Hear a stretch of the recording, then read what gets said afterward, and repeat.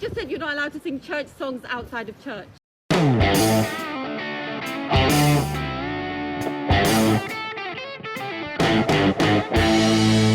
welcome to yet another episode of the 3SP. I'm the mad lad of Jihad. Today, coming all the way from Perth, Australia, it's Ollie Horn. My hair looks alright. Yeah, you're looking good. How are you? How's Australia? I'm 10 kilograms lighter than when I arrived. Are you? In Asia, yeah. That's genuinely great. Is it? Yeah, that's loads. 10 kilograms is loads. Yeah. Well, I mean, it's like it's two good post buffet shits, isn't it? 10 kilograms. That's over like a stone or something. Yeah, I think it is. Now, how do you feel? Do you feel better? Do you feel better for being 10 kilograms? Well, a bit. I don't think I noticed much difference, but I have better. You look like you're less dying. Your eyes look less hollowed. Yeah, well, to be honest, I've been sleeping better. But the last couple of days, I did catch, like always happens when you just do a million shows at a festival. I caught some kind of flu, but I took a test. I'm not pregnant. Oh. It's just been run down. I await for the entire Australian comedy scene to come down with COVID. Well, exactly. I did this as a preventative measure. Oh yeah, I you know, the same thing happened again. You know, when you were in the middle of editing a podcast that I wasn't on. This was a few months back, and you went, "Can you just check this for sound? Does the sound sound like it's out of sync with the video?" Right? And then I picked a random point of the video, and it was just one of you going, "Ollie's so fat." Right, and it was almost like it was planned. So then I did the same for Rick's new studio because I was interested to see what it looks like on camera. So I just like scroll through like 40 minutes of your conversation with Rick, and then I land like exactly on the moment where you're like, "Oh fuck's sake, Ollie gave everyone COVID. He was patient zero." I've just got this knack of finding times when you're besmirching my good name online. But you did give everyone COVID though. That's not even a lie. Yeah. But in my defense, I'd sold out my show, so I couldn't have COVID. That is actually what we said. If you continue to listen to that pod, I said, look, we had sold out shows. It wasn't an option. Your grand's got to die. Do we want to perform sick? No, but we have to. Chortle gave that show 3.5 stars. The people need to see it. Chortle gave me a 4-star review, and what he didn't know is that I was dying from COVID on that I powered up, did the show, banged it out. You know, people talk about Dr. Showbiz. I mean, most people that we hang out with don't, but people in musical theatre do. It is the thing that I started feeling really shit on Sunday, and someone dropped out of a spot, so I just filled in. You can pretend to be normal for 10 minutes or longer. Well, I mean, I actually genuinely had COVID, like, ravaging me really bad. So I would take ibuprofen, paracetamol, and drink a Red Bull. Then for an hour, I'd be really good to go. It's awful, isn't it? I remember gigging when I obviously had COVID, but all the tests showed I didn't, so I didn't. And it was so, but like, basically, you know, gigging with a fever, you do start to kind of hallucinate. I remember one gig, I was about 45 minutes into it, and I just fell off the stage. I just stepped. This was in the big room upstairs at the counting house, so it's not even a very tall stage. Yeah, the ballroom. And I just stepped forwards and I fell onto the floor, and then then that kind of like woke me up briefly. I was like, "Oh yeah, I'm in the middle of a gig. I'm better focus." The thing is, how everyone. I don't know how you got away with it. You looked so sick during that I remember the counting house like, listen, he can't perform here unless he comes with a valid test that he's passed it. But I was taking a lateral flow backstage for every show. Oh, I'm sure you obviously had a variant.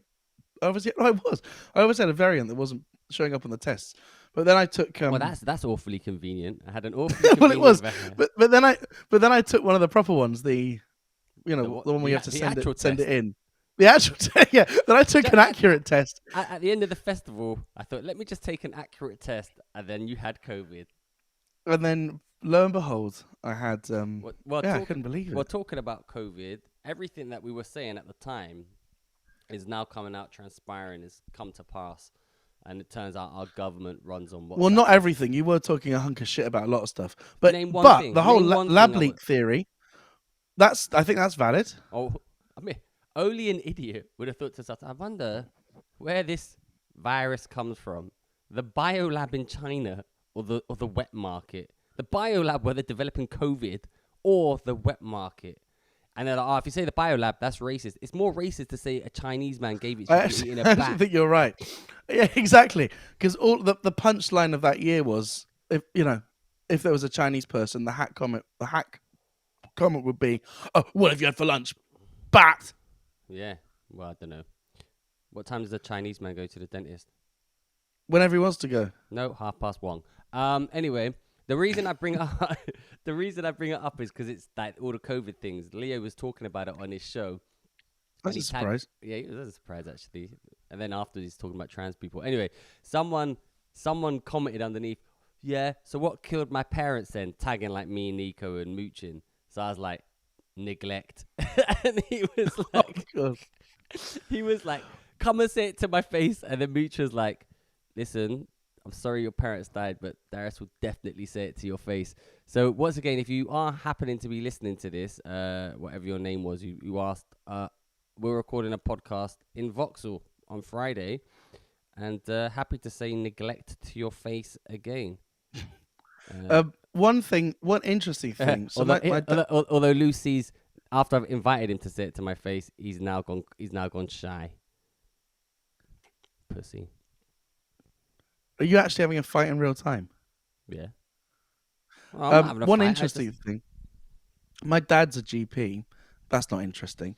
But what is interesting is he shared a study with me done on long COVID, and he said that they've looked at historical studies of like long term long term illnesses. Do you know, I didn't know we were talking about this, so I wish I could say it in more detail.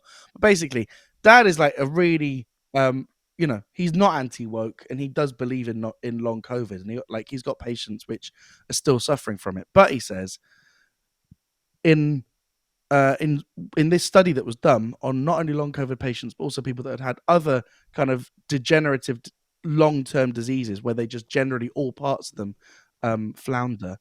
He said that in blind trials, when they tell them they haven't got their disease, people do get better. That is to say that it can be self-fulfilling. That if you persuade yourself, I've got another ache, that must be another symptom of long COVID. That can exacerbate those symptoms and can become a further self-debilitating problem. Are you listening to what I'm saying? I'm listening to you, and I was about to answer. Why do you think I wasn't listening to you? Because you just monged out. I didn't mong, and that's just my face. I was listening to you, Right. and I was going to say that's the thing. People sometimes convince themselves they're sick, and then they make themselves sick. That's the same with placebos. But listen, yeah. Well, on this point, I read a really interesting thing about depression because I've realized in like 2021 I got depressed. I didn't really know what it was, and I read this really interesting.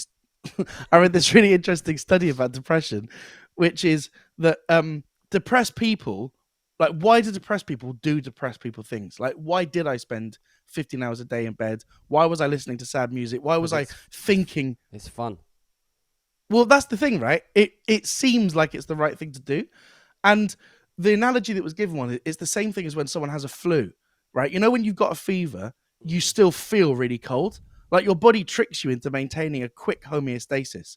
And so what this study basically said is depressed people cannot actually comprehend the benefits of doing non-depressed things. The idea of going for a walk, which would start to alleviate your symptoms of depression, it wouldn't cure the depression, but it would alleviate the symptoms, or going for a social event with your friends, or listening to happy music, or thinking of happy things. A depressed person's brain, just like an anorexic person who cannot understand the benefits of eating more food to make them healthier, like their brain cannot compute that, or like someone that's got a fever who cannot understand that they don't need to open a window, they're not actually cold, right? It's just their body trying to maintain a quick homeostasis. The best thing you can do when you start to feel depressive symptoms is to remind yourself that your brain is getting it wrong, that your instinct of, I know I hate it, I know I hate going out with my friends, therefore I shouldn't.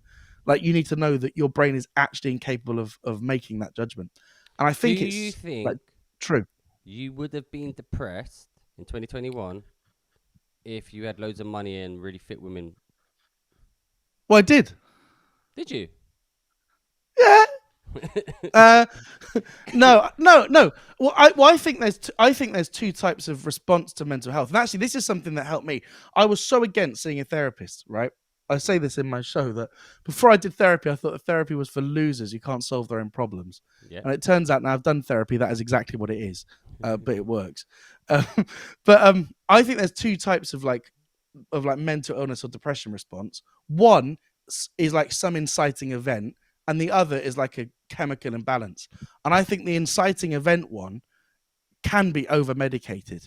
And I was offered by a doctor like medicines and antidepressants, and I said no on the basis that my depression is in response to one big inciting event and a couple of other smaller inciting events that I couldn't handle because of the big event. Sometimes you can just be sad.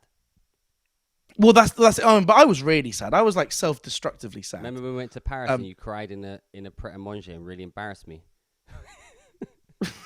Yeah. I mean, I was like, oh, for not in a Pret a Manger. Of all the places. Jeff, we got for sympathy. Jeff, we got in a physical fright in front of La Durée because you thought I wasn't handling my emotions well, and so the way that you thought I could start handling my emotions was to punch me in the face. Yeah, and then it worked. Yeah, I didn't punch you in the face. You tried. I threatened to. Yeah, but, and you then know what it is though. I tell you what it is. When people are depressed like that or manic or something, I've seen it a few times. Like you said, you weren't thinking straight. You weren't being logical. You were in like a loop. Yeah. A feedback loop where just like you couldn't get out of it.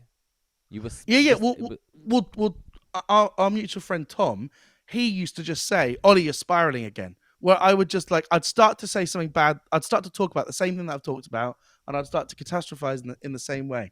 And like at the time, you feel really rational and smart, because it feels so logical because.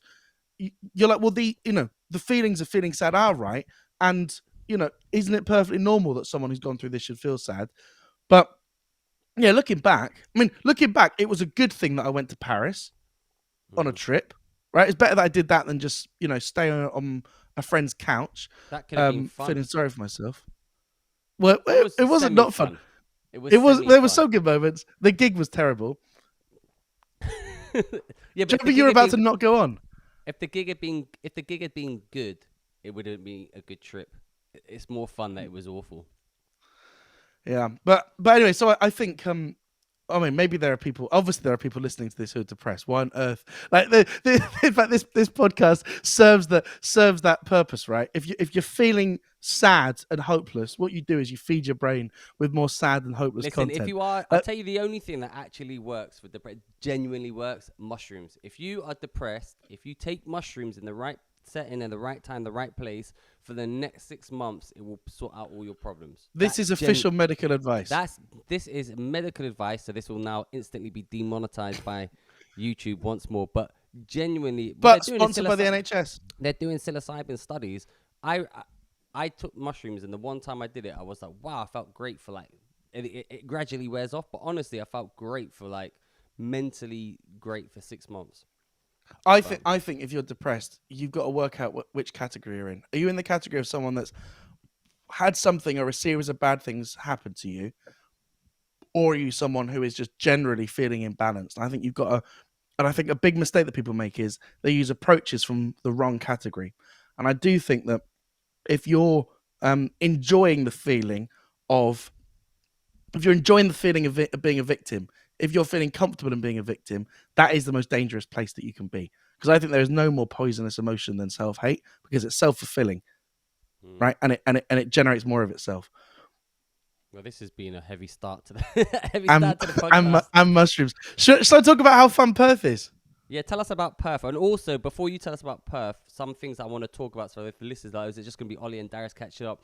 I want to discuss to you about Vince McMahon, former chairman of the WWE, has resigned in disgrace, possibly because an NDA. Some woman he was signed an NDA, but has now come out discussing the NDA, breaking it and suing him, and alleged that he had a threesome and shat on her head and made her continue to suck off his friend while the shit dripped down her back.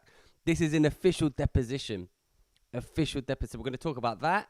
We're also Gonna show. What? So that's in legal papers. That's in legal papers. So I want to get your opinion. Some like on that. fan fiction porn. No, it's not. Yeah, would you know what? Actually, well, fucking might as well talk about it now.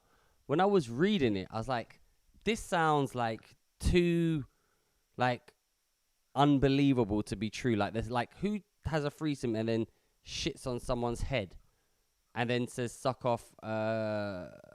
Continue sucking off my colleague. Let's have a look. Quits after. So who was the colleague? No, so basically the story is Vince McMahon is the chairman And of we're WWE, and he started it. And let me see if I can bring up the story. Is this internet? One second. And who's trying to bring him down? This woman, he paid her. She signed an NDA for $3 million, $3 million, right? He paid her $1 million of it, but didn't keep up with the other payments. So she's just come out, and he already got sacked for it, kind of, from last year. But Okay, so who's she? She's someone who he's hired to do this stuff. So this is the story, right? So the story goes like this. Let me see if I can bring this up. How the fuck do I bring up that scene? The story is, all right, now I remember. Okay, shift. There, can you see that, Ollie? Yeah. So Yeah. He started the WWE in like the 80s, or Just before we do this, can you just click on your 4th tab, please? This one. If you can increase your testosterone, you can increase your energy, speed up physical recovery. I took viral testosterone pills for 30 days. Here's what happened. That he's talking. Actually, I'll tell you about that as well. So, all right, let's talk about. He's taking Tonka Ali. Little window into Darius's life. He's taking Tonka Ali and Fedoja. I took that, but I'm taking this other stuff now called. Let me find out my Amazon. It's like Amazon. Or also I got you can all look at my Amazon history. Let's see. I listened to a BBC Radio 4 podcast about the economics of returns, and apparently Shilajit capsules. They're taking it. I know they work because you get an instant boner. They're really good. So I'm just seeing what I can do. Shilajit.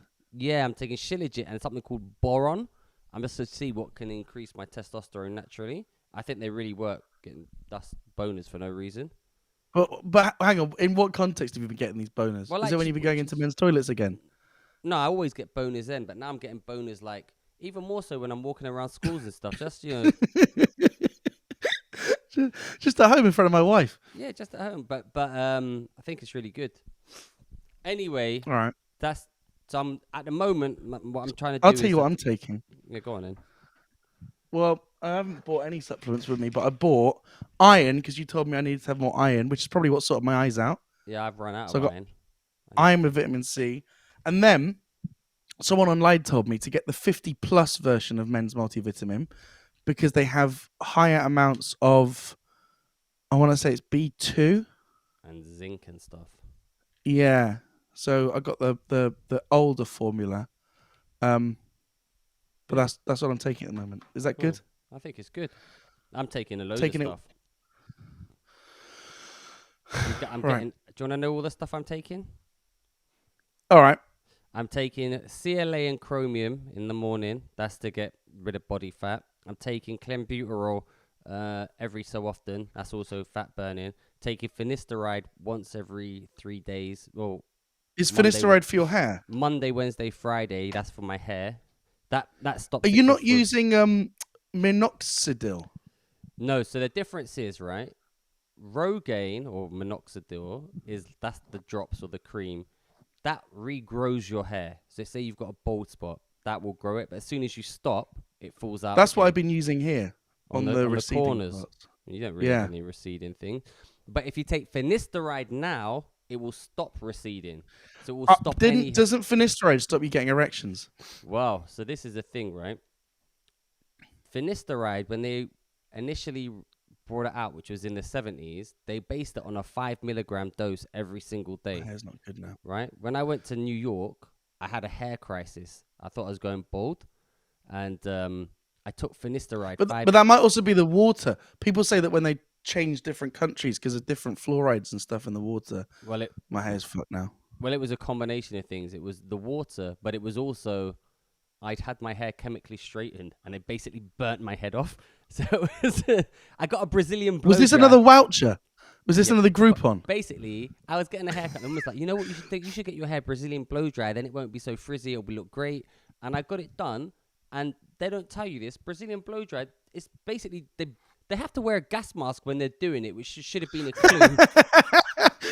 Do the listeners know you went through a period of trying various medical interventions on Groupon? I had possibly. What other middle? I had the colonic. That was great. You had the colonic?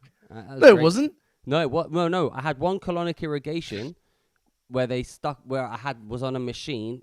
Oh, it's fantastic. I mean, I remember I walked in and it's obviously a really hot nurse, and you're like, oh, for fuck's sake. And so just come in there and then pop yourself on that, and there's like a little. What do you mean? You pop yourself on, just like sit down on like this like bathtub with like a dildo thing coming out. And it goes up your ass and you can see the tube and everything coming out. It says, I'm just going to turn it on. You might feel the need to go, and that's okay. It might take a second. Don't worry about it. Just let me know if you do. You don't shit on the tube. I don't understand how it works. I think you shit on the tube. I don't understand. It's weird. Does the tube have a hole at the top? Man, I genuinely don't understand. She literally touched the tap and I was, get out! Instantly needed to shit. Then you just see it just coming out, and honestly, at first it's like brown. Then you just start seeing you see all these like yellow squirts of like toxins. You see all these toxins. Then you see grey. But is it toxins? No, they're not supposed to be there. Is your gut not supposed to have stuff that breaks down I'm food? just telling you what happened to me. Then I saw these. Well, no, I don't know. No, I don't know. Like, allegedly, according to her, that's toxins. Then I saw all this grey matter, and like I came out as soon as, and you come out, and it just goes on and on. Like you think, oh, I've done it. And it's so much, flushes it all out. All this grey. Because if you think about your colon, it's got like little ridges, like it's in the crevices are there, and it just cleaned it all out. Then they give you like some probiotics afterwards. I came out, my cheeks were flushed, and anyway, I was on the tube, and my sister's friend kind of saw me, and then she said, oh, I saw your brother on the tube. His skin was glowing, and that was great. Then another time, I tried to get another colonic irrigation, but I got off voucher, and I went to some rubbish, like, that was just a bloke with a dildo and a hose. You know what it was? Basically, it was a woman, some hippie woman with a dildo, and it was rubbish. It's like, listen, I want the flipping jet spray up my ass, not this flipping drip feed. It was useless. That didn't do nothing. Anyway, it was good. I recommend the colonic irrigation. Should you ever find yourself? You're more in focus when your face is closer to the lens. Yeah, that's probably. Yeah, that's more focus. Yeah, but man, I need Botox or some shit, man. It's awful when you look at this. I can actually see myself up close. It's awful. Paul Savage turned 40. Did he? Apparently, he's got a massive dick. Who said that? Apparently, the rumor is it, and I'm happy to spread it on this podcast. Paul Savage, the comedian, has a huge penis. That is the rumor. Can we start that rumor about other people? Well, James Beattie as well. James Beattie. He hasn't been on the podcast yet, but apparently he's got a large penis. Darius Davies, that's well-known fact. Ollie Horn. That's also some people say it. So what? Anyway, but to the point. Finasteride, right, stops you losing any hair. So all Rogaine does is as soon as you stop taking minoxidil, your hair will grow back. But if you take finasteride, it stops you losing it. But the point is, they did the test in the 70s based on 5 milligrams a day. And if you take I took 5 milligrams a day, you get so many side effects. First of all, you shed shitloads of hair, which makes you doubly depressed because you're already depressed. I'm already depressed because I'm losing hair. Now I've seen all this hair on my pillow, so you want to kill yourself. Then you can't but it's awful. So I stopped taking it. Then I saw this YouTube video and I said, no, that's based on these 70s. You only need 1 milligram every few days. You don't get any side effects. And now I'm not worried about my hair at all. So why do you think it's cheap? But you took a test. Well, I mean, you must spend a fucking fortune on all this stuff. Not really. Finasteride is like 30 quid a month. But when you take Friday, you get I got no side effects. You don't really have a big shed of hair. And if you are worried about losing your hair, it leaves that. And also it's much cheaper because you buy 1 month supply and it lasts for 3 months. Good. And then what are you taking for multivitamin? Oh, yeah. So CLA with chromium, they work together well. Finasteride for the hair, biotin for the hair. I take vitamin D at night. Take that at night. What's his name? Steve. I take vitamin D at night and you don't take 4,000. They're gonna say take 4,000 milligrams, but it's not enough. That doesn't even touch it. You have to take 12,000 milligrams of vitamin D for it to work. I take How much does this have in it? it won't even have 4,000. I bet.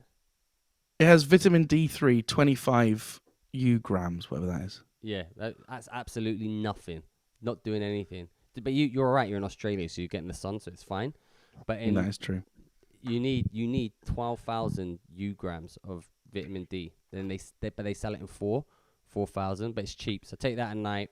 Can you overdose on vitamin D? Not well, possibly. I don't know. If you get lucky in the men's, am I right? Hey, what else I take? I'm taking ashwagandha to try and. I just take basically I take it and see what works. I'm not really taking any vitamins at the moment. You know, Russell Kane was working on his own multivitamin brand. Yeah, That's what I heard. well, I've got Because he looks so youthful. Well, how old is he? He's definitely older than you. Yeah, he's older than you as well. Well, clearly. Anyway, listen. What about Vince McMahon and his deposition? Oh yeah, put that back up. Oh yeah, we got sidetracked. Yeah. In true Let's see 3SP style. Let's see if we can find the actual. This is sex trafficking. Yeah, Okay, but he's done for bit sex different. trafficking. In addition, let's see if I can find the actual deposition where it says he shit on her head, and then he's incriminated. Shit on head.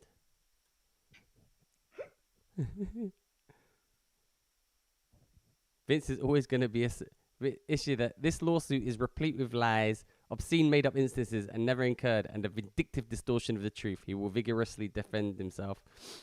Apparently, he named sex toys after wrestlers and used them on her. Mad.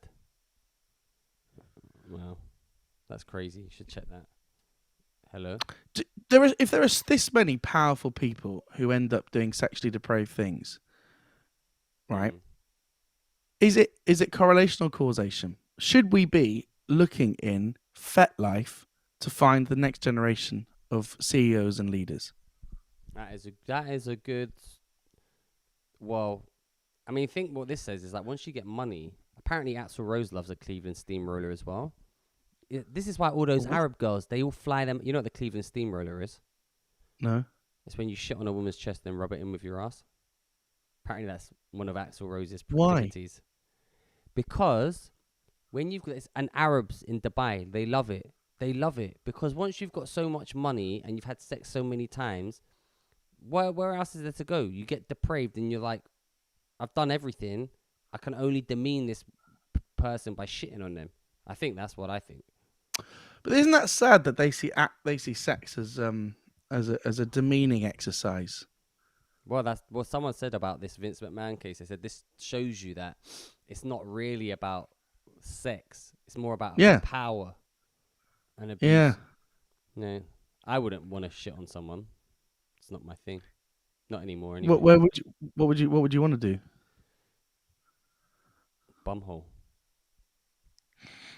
Yeah, I got a bumhole. So what? Yeah, I got a bumhole. That's hot. Yeah, I got a bumhole. So tight. Yeah, I got a bumhole. That's right. Bumhole. I hope you've been singing that in Perth, Australia, just for no reason. Libby and I, when we were tubing in the... Oh, I need to give a shout out to one of the YouTube commenters. I took a note of his name and to shout him out. Suggested that I go to some jungle, and I went. Did you? Yeah. One of the... I forgot all the details, but basically, I went, wherever he said to go, I went. North of Phuket, like 3 hours. Yeah. And then I went, oh, it's just so embarrassing. So I went with Libby, right? Yeah. We went tubing, which is where they give you a rubber ring to just like float down a river for 2 hours. Yeah. And this was one of the most demeaning. They say like overweight people, there's like an inciting moment, right? Like they sit down on a deck chair at a barbecue, and everyone turns around. And they're like, "Oh no, it's fine. It was an old chair anyway." But it's like you're full, or like the first time you need to ask for an extension belt on an airplane, right? My inciting moment might have been so. Libby, can I just interrupt you 1 second because I thought your inciting moment was a time you were on Instagram asking for women, asking for black men, i.e., this video right here. Oh, oh yeah, this is bad. This is really bad. You, I adore Because the thing is, you. it's Ain't exactly the nothing kind of better thing than I'd a black say. man to be in this world. If you're a That's what black I say all man, the you're a time. king. You will always be a king. If you're listening to this on audio, seek out the video because there's a video of some like white middle-aged, well, I don't know, old white woman that looks basically exactly like Ollie. It is, Craving. but it is me. It's it's I- remarkable. I showed people, they were like, "Is Ollie using a filter?" Anyway, sorry, go on. What filter is Ollie using now? Snapchat. Guy, what you were saying about your tubing? You know, I repost. reposted that to my Instagram, and I just got so many likes, just like after like. A lot of fit women as well were liking it, as if to go, that I can give you. You know, that's my special. So that's one of my special skills. People who look like other people.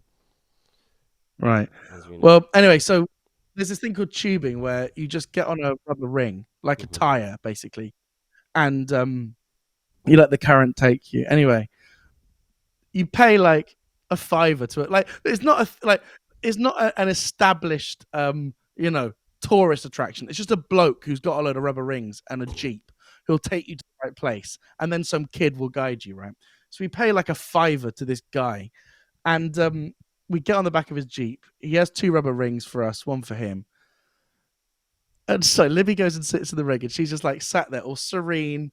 But the scenery, you got to imagine, is picture perfect. It's like a scene from Jurassic Park of beauty, just unspoiled.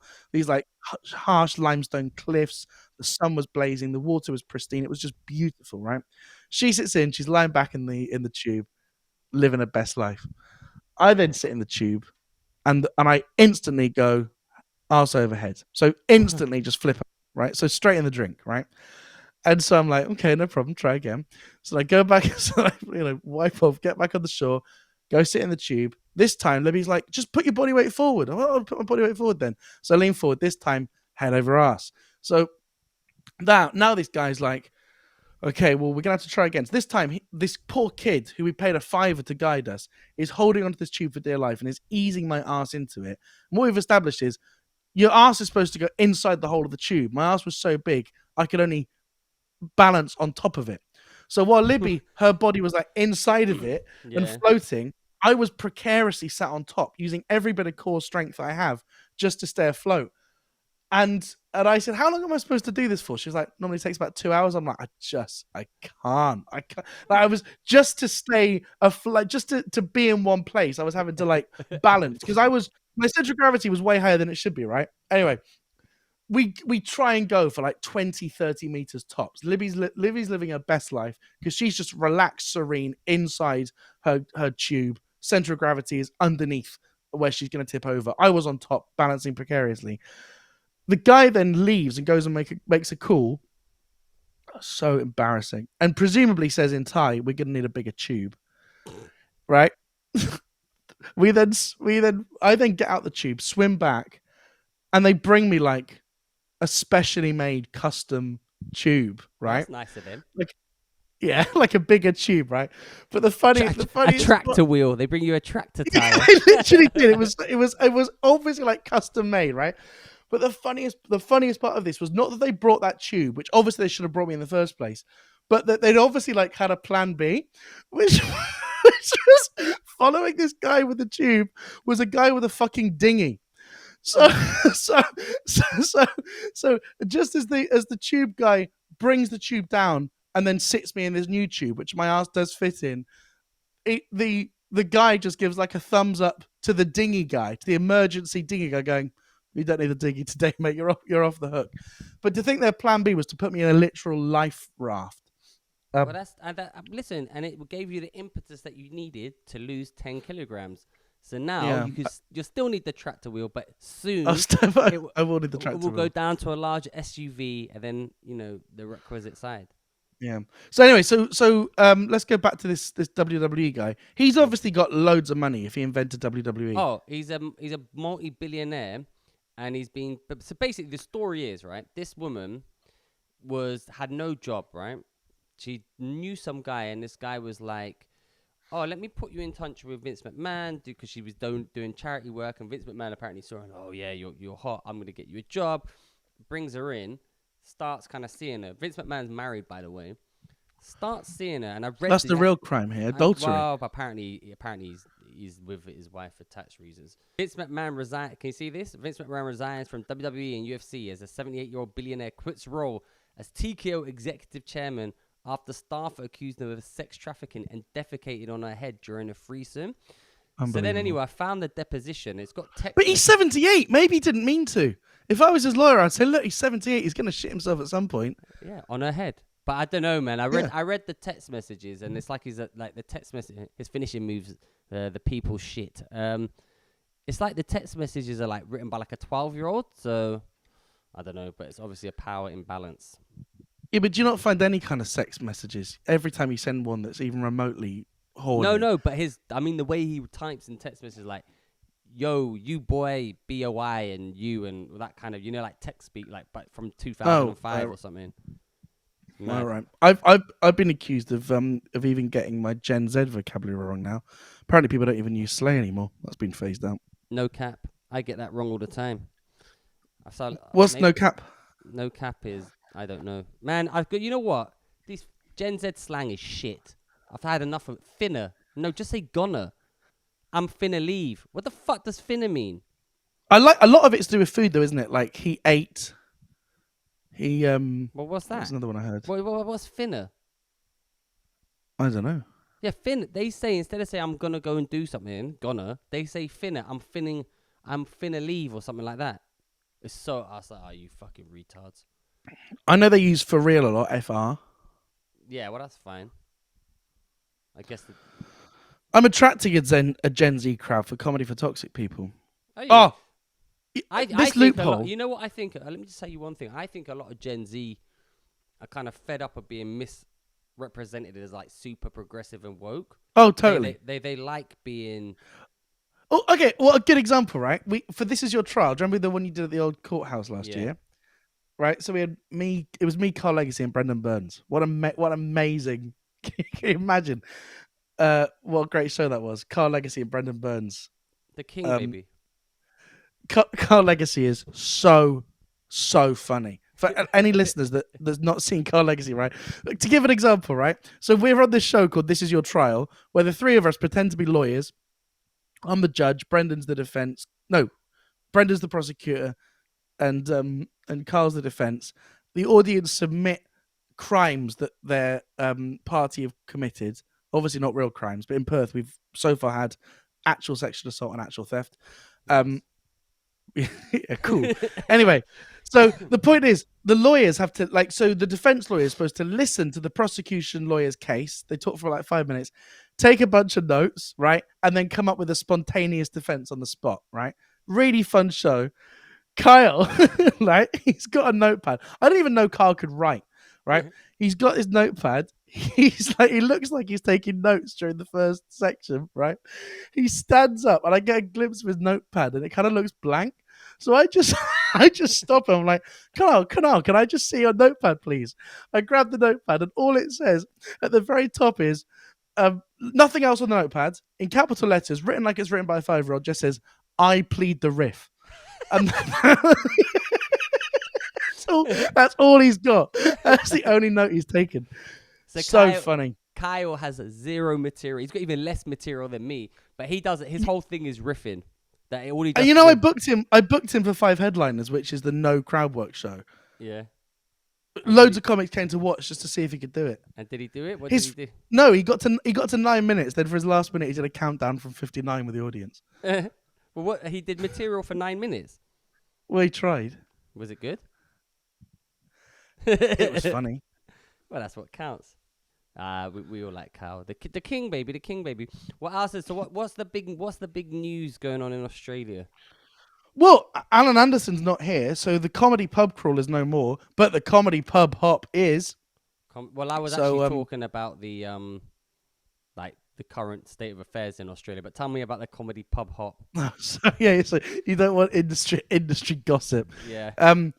Although, one thing I will say about Australia, right? And I've noticed one slight change this year. I would make a joke at the start of This Is Your Trial, where I said, basically in Australia they do this thing called the Acknowledgement of Country, where they pay their respects to the traditional Yeah, custodians that's of the pathetic. land, right? And it's a good example of probably a well-intentioned idea, but it's gone quite far.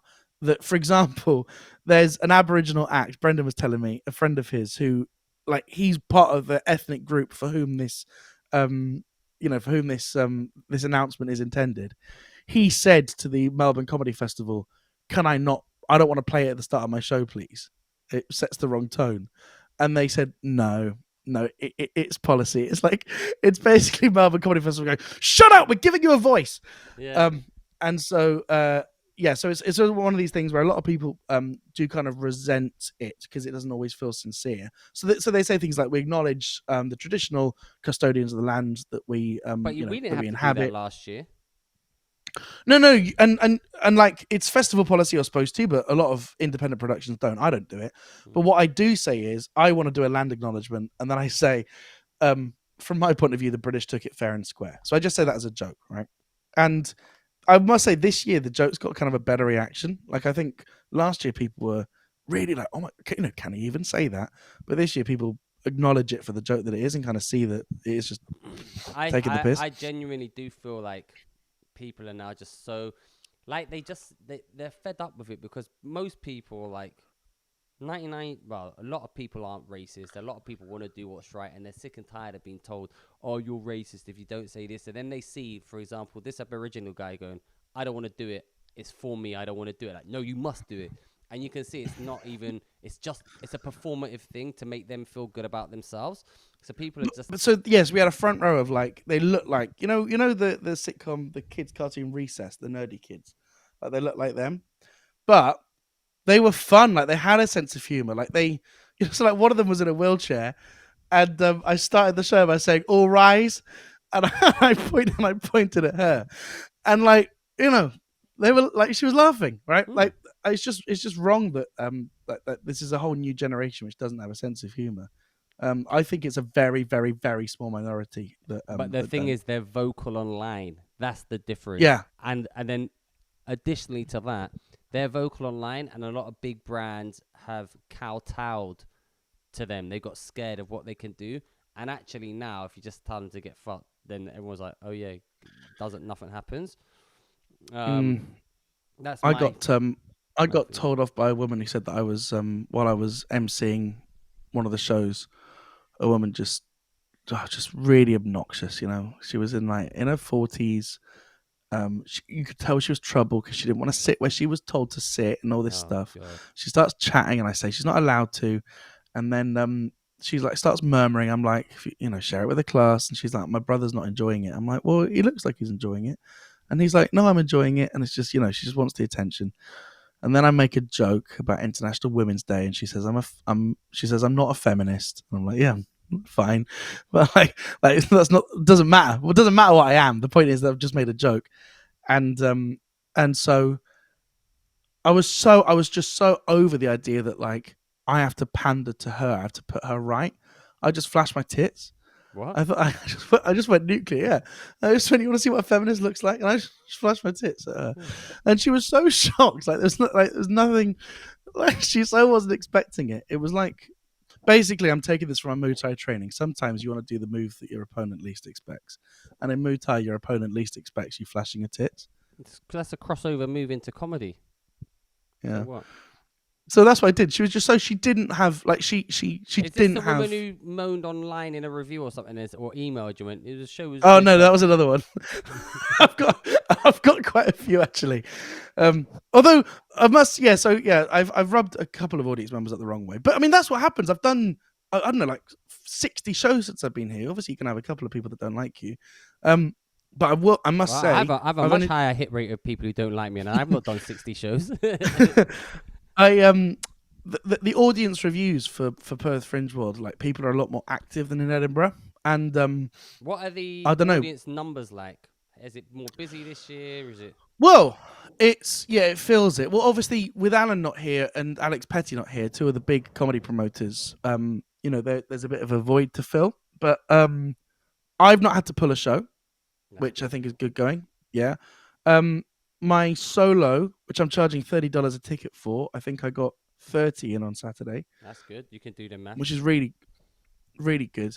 Um, I'll do them and now. also the show's now funny. My first one was so bad. It was so Why? bad. Why? I'll tell you why. Because I found out that there was only had 8 in, and 4 of them were the awards judges who Did you do it win? just to get. What do you reckon? It was awful. Brendan Burns walked in at the end of the show, and he says, "All I saw was you apologizing to them." It was atrocious. There was nothing good about it. But then this I was makes me like, happy. also, I said at the start of the show, I said, this is my new show. I'm doing it as a work in progress. I thought, why not start in Western Australia where the stakes couldn't be lower? Which I said as a joke, right? But they were like, oh, I wouldn't. Why would you do? What time is your show? 4:30 p.m. on a Saturday, prime time. Prime time. Well, but I wasn't gonna accept defeat, so I put loads of effort in on this Saturday, and I had one of the best shows I've ever done. I've decided that I'm going to be playing music during my show. So about 3 of my routines are I'm playing Troye Sivan's Rush. You know this song? well, I don't know it, but stop it now before we get a copyright strike. Oh right. Well, basically, I just play that, and then I say a punchline, wait for the punchline to linger, and then start playing the music again. And it's just really funny. It's really funny. Either the joke does well, and then they're enjoying it over the funny music, or the joke's not funny, but I salvage it by playing a bit of music. That's my new show. That's classic comedy. It is actually funny. I need to write new material. Talking about shows, Edinburgh, we were discussing this. I've been offered Hating Live. I'm thinking about calling it Indecent Proposals. Why? I think if you were flagged for a show called Indecent Proposals, you might not know what it is, but it will intrigue you enough that it sounds kind of maybe... I've got a theory. We're trialing a show called Best Worst Date, which is all about your dating horror stories. Oh. Early sales indicate that I've made a mistake, and I should have called it Your Best Worst Date, because I think the people that come to these kind of shows care about the show being about them. The night's about them, not about the comics. So I'm going to contact Indecent Proposals. Yeah, I'm going to contact Adelaide Fringe, and I'm going to get Best Worst Date changed to Your Best Worst Date. And I think Your Indecent Proposals might be better. Well, but then it might sound like it's a dating show or something. Well, it still can be. I can turn up. No, I'm talking about Hating Live. I'm changing the name of Hating No, I know. Live. No, I know. I know. Ultimate Roast. All-Star Ultimate Roast Championship or something. I think All-Star Ultimate Roast Championship will get bums on seats, but it's less distinctive. Oh, I don't. And care. it says to be honest, right? All I care about is getting people through the door. That's I agree. With the name. In that case, just call it good. Just call it Michael McIntyre's Greatest Hits. Yeah, but it's Hating Live. It needs to have some sort of semblance. Basically, it just needs people to understand the top line of what the show is. I think the Great British Hate Off's a great name. We tried that in Australia. It didn't really go over. And then people start thinking it's to do with cooking and stuff. Anyway, I got that. I got a solo show at 8 in Apex, and then another show at... Which venue in Apex? I think it's I can't remember. Not the biggest room. I think the room that's like the 60-seater or something. 80-seater? Hoot 2? Yeah, maybe Hoot 2, yeah. I'm going to do my show in the Round this year. Where? At one of the yurts. You know where the Blunderbuss is on Potter Row? Yeah. I'm going to do in a tent there. Have you got the offer? Yeah. Rick's put me down 9 p.m. Oh, that's good. So, you won't be able to do Hating Live. Oh, well, no. Let's have a day off. Change your show time. Well, no, I think 9 p.m. is perfect for my show. I can already see it. I like the idea of doing an interactive show. What's the capacity of the yurt? They're saying 50 or 60, which I think I can sell. I was selling at least 50 a day most days. I'd much rather have a full tent than another 100-seater with 60 spare seats on a Tuesday. Yeah, it's depressing. It is depressing. Comedy is a depressing art form. Don't get into comedy. Do you know what it is? If you want it absolutely is. And your depression. But what's nice about festival season is it's everyone just trying their best. Like it's so obvious who's not going to make it in comedy. It's Why? so obvious. It's people who bemoan the fact that you've got to pester people for spots, right? Like, I mean, you've more or less transitioned into you will only work unless it not only gets offered to you, but put in your diary by someone else, and you're driven there, and you can do exactly what you want. But it's taken you 15 years to accumulate this arrogance. Your first 5 years in comedy would have been taking any gig, Oh yeah. pestering Yeah, anyone. you've got to do what you've got to. Yeah, you got to do. Or people that moan about money. Like, I was having a drink at the Brass Monkey. Carl, who's running the venue next door, said, we've got a show that we didn't know we'd sold. They'd had a sold out show that they forgot to book. So won't you just come and do a spot for me? And so I just literally popped next door and did 15 minutes for them. Didn't even think of asking for money. But there are some acts here who, like, every opportunity is an opportunity to transact. And it's just, I think it's such a short-term way of thinking, because ultimately the acts that are able to sell 200 tickets a day for a 3-week run, the money that we're earning for these spots is like a rounding error amount of money. I mean, yeah, to do comedy, if you're thinking about getting into comedy, be prepared to earn no money for at least the first 4 or 5 years in comedy.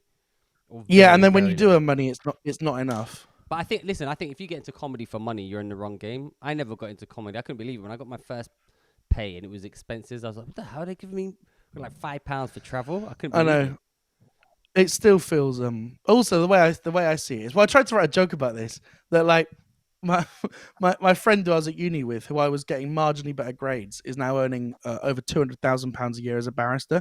And so if I'd followed his same career trajectory, that's how much potentially I'll be earning now, right? And I want to try and explain to an audience, you might have paid 20 quid to get in, but I'm subsidizing you in opportunity cost. I don't quite know how to formulate that, but I think it's a really funny idea. I've been trying to work on a joke about you can't be racist to white people, and I'm like, you don't know me, give me a chance, tag me in, man. That's like, you don't know the school I went to. I went to school, there's like diverse. There's one white kid, we bullied him exclusively and only because he was white. There's only you Milky Bar kid, your dad pays his TV license. Like, well, this is the only reason. But I need to. There's something. What I want is, like, to say you can't be racist to white people is a bit. It's kind of arrogant, because 9 out of 10 times it's a white person, so you can't be racist to white people. It's kind of saying, we're so superior to you that even if you try, it is. We deflect your racism. It's like, who do you think you are? Google, like, what? We're Microsoft Bing. We can't. You know what I mean? So I think you can. Yeah. But now AI is out here, baby. So Bard stuff. I don't know. I need to think. Also, it's. I mean, that is. I mean, I guess like everything, right? It's actually turns on your definition of racism, because if your definition of racism is like existing white power structures, fair enough. But like, you can't tell me that when I was walking down the street in Japan, I remember this so clearly. I was walking with my Japanese friend who I was speaking English to at like 2 a.m. and this Japanese guy, drunk, comes straight up to me and starts shouting, "You're in Japan. You should be speaking fucking Japanese. Who the hell do you think you are? Go home. Go back to your country, you white pig. Go back to your country, you white pig." And it's like, you can't tell me that's not racist, right? Yeah. Like, obviously, it might be different. It might be something different to like the racism that means that put a black name on a CV. I think racism is if you treat someone differently due to their skin color or their heritage or their culture. That's racist, regardless of. I disagree. Who's doing I don't think that's true. I think you should be treating people different because of their heritage. People from different heritage do need to be treated different. If I meet a traditional Muslim woman, I won't go and shake her hand because that's part of her heritage and culture. No, hold on. That she wouldn't want to touch me. I agree with you that, but my point is this: if you treat someone different, like there's I'll respect their culture and I'll, whatever. I wouldn't go shake your hand or whatever. But if you treat someone differently, like, I'm not gonna offer them a drink. Invite you to the fag zone. Yeah, I'm not gonna invite you to the fag zone because you're a certain ethnicity. Then that's racism. Because you're not gay. Because you're not gay, you can't come to the fag zone. Welcome to the fag zone. Yeah. No, but I do think that like it's people from different cultures and ethnicities are different, And arguably, it's more racist to say, "Oh no, you're the same as me." Well, I'll give an example, right? Did I tell you about that really, really, really fit girl that DM'd me? The one No. What was she his name? so someone commented on one of my videos saying I was hot.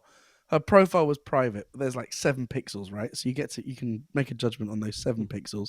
I made a positive judgment, added her. I said to her, why did you leave that comment? And she said, because I think you're hot. We were chatting back and forth, right? She was French Moroccan, so Muslim French, right? Mm-hmm. Living in Canada. And like 30, like so fit, like just ridiculously hot. And obviously not a catfish too, because she was like sending me videos and stuff. We were chatting for about a week.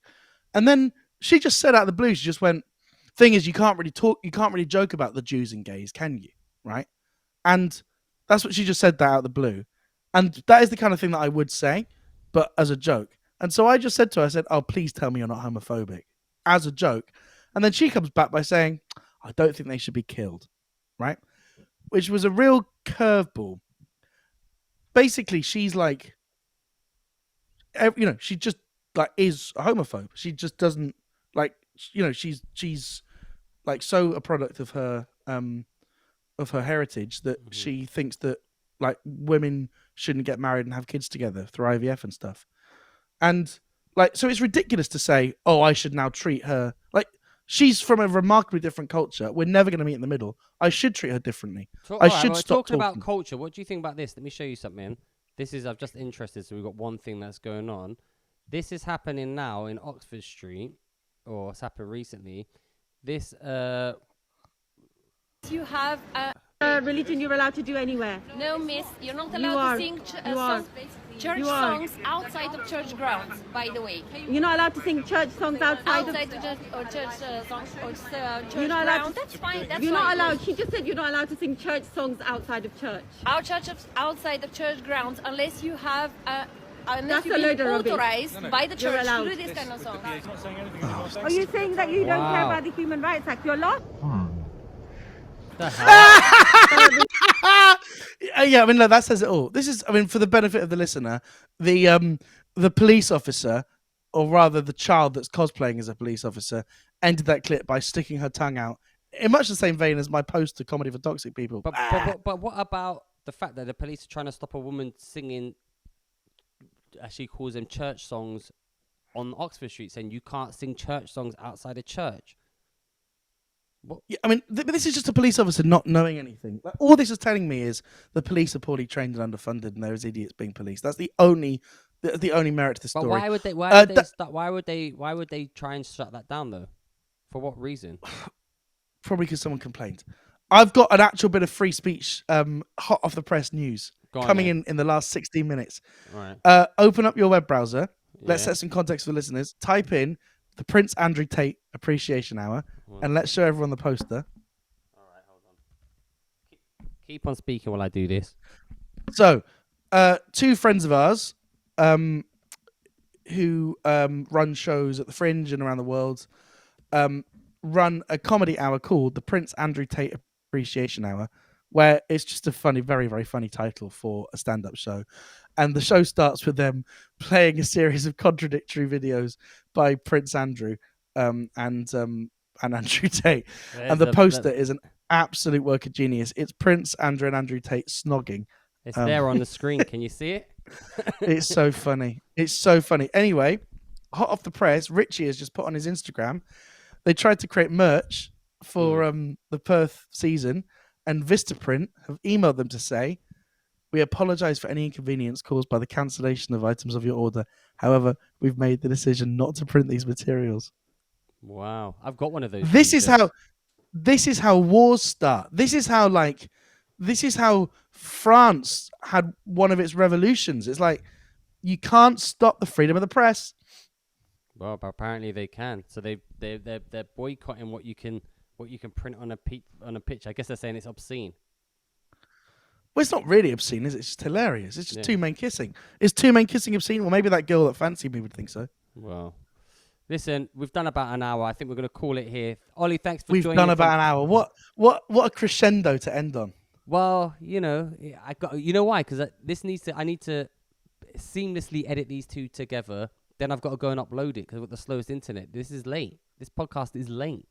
Is this Friday's episode? No, this is today's episode. This is going out today, and then I'm recording another episode with Leo and everyone for next week to go out.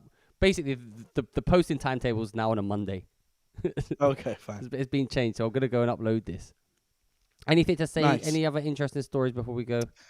If you're in Perth, Australia, come along to Comedy for Toxic People at 4:30 p.m. at the Brass Monkey. If you're in Adelaide, Australia, come along to Comedy for Toxic People at the Austral. Other than that, I love you. And if you're in the UK, I'm on Leo's show, Saturday Showdown at 8 p.m. this Saturday. Tune in and watch me rile and annoy Leo on his own show and disagree with him on everything. Good? Goodbye. Bye. Ba ba ba ba.